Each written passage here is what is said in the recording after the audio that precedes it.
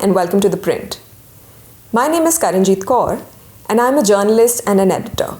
Today, I'll be reading some excerpts from my column on the recent controversy surrounding Kangana Ranaut.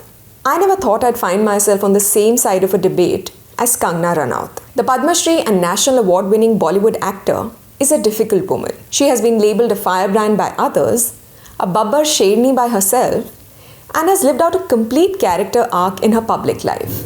She started out as a sympathetic figure, bullied and ridiculed for her acting and her accent.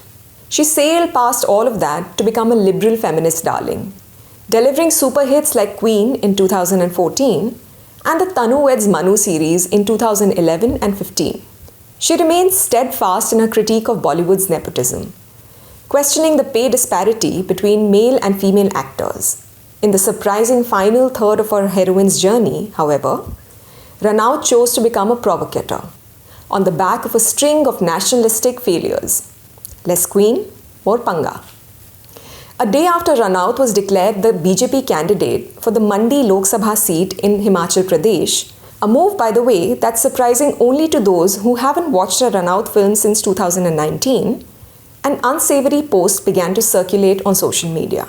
It played on the meaning of the word Mandi, hinting at a brothel or a red light area, and likened Ranaut to a sex worker. The post emerged on the social media handles of Congress leaders Supriya Srinath and H.S. Ahir. Both have gone on to deny that they were responsible for it. Srinath imputed it to a parody account run in her name, while Ahir went on to say, "Sorry, dil se." So we know he really means it. Veteran journalist and author Mrinal Pandey also used the innuendo in a tweet, but deleted it soon after. Now, as a master of using controversy to stay relevant, it's unsurprising that Ranaut's political debut should be anything other than contentious. And this is where I find myself, reluctantly, concurring with her. The BJP's IT machinery, which is nothing if not expeditious in a good row, moved with predictable swiftness. The party's IT cell in charge, Amit Malviya, called for Srinath's dismissal over the obnoxious comment. Yes, this is the same Malviya who tweeted a video of the Hathras rape victim in violation of all laws and who is yet to say something about the sexual assault of a student at IIT BHU by IT cell members. Smriti Zubin Irani, who continues to hold the position of Minister of Women and Child Development of India, despite the heinous crimes against women in Manipur and elsewhere, also spurred Ranaut on. It's all pretty rich, coming from a party renowned for gems like Didi O Didi or 50 Crore Ki Girlfriend or Italian Bar Girl. Still, that there is a lot of outrage over these few tweets, thanks to the BJP's extremely online status, does not diminish the fact that it deserves our condemnation. No woman, no matter how far away from us on the political and ideological spectrum, deserves to be abused or have her work debased like this.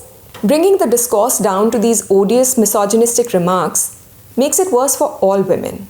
I say this with the complete knowledge that Ranaut has never accorded other women even this modicum of grace.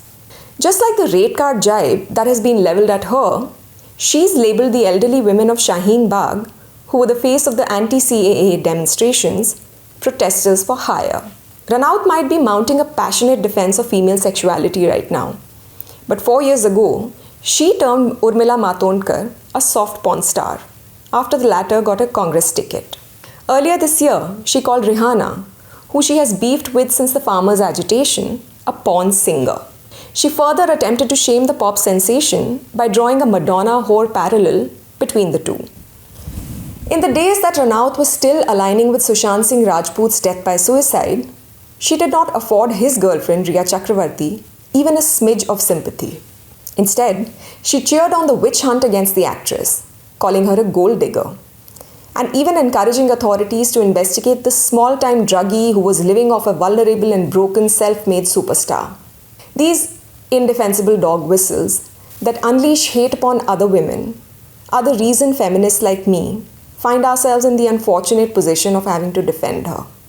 I can almost predict the narrative that will now follow. Far too much oxygen will be expended on this controversy. Meanwhile, Women who don't enjoy even a fraction of the privileges associated with being a Bollywood star, who also happens to be aligned with the ruling party, will continue to fight these failing battles at home, the workplace, and indeed online, where armies of nationalist critics will hound and dox them. Ranaut will retreat into the perennial victim position she absolutely thrives on, and any legitimate criticism of her will be termed misogyny. Ranaut's very persona is based on exceptionalism, defined on the basis of her isolation from the crowd, in that she is entirely ordinary. It's a persona she has carefully crafted, a trad heroine located in direct opposition to the feminist that made her own journey possible. And yet, we must side with her on this one count. Defending even frequently misogynistic women like Ranaut against abuse does not amount to an endorsement of their views. Instead, it's an affirmation of feminism's foundational commitment to dignity, autonomy, and equality for everyone. Our support shouldn't hinge on their stance on feminism. Sometimes, taking the moral high ground absolutely sucks, especially when we are required to side with those with whom we profoundly disagree. But to paraphrase John Milton from a completely different context, what good is a virtue that is not tested? It's not a fair fight, but when has it ever been? A part of me hopes that maybe Ranaut will finally know what it means to be on the receiving end of abuse.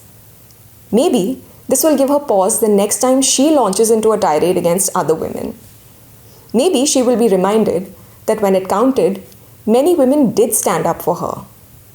But that would discount Ranaut's canniness as well as my own judgment. My most fervent hope is that this controversy will not escalate any further. And then we can go back to fighting Ranaut on the things that really matter.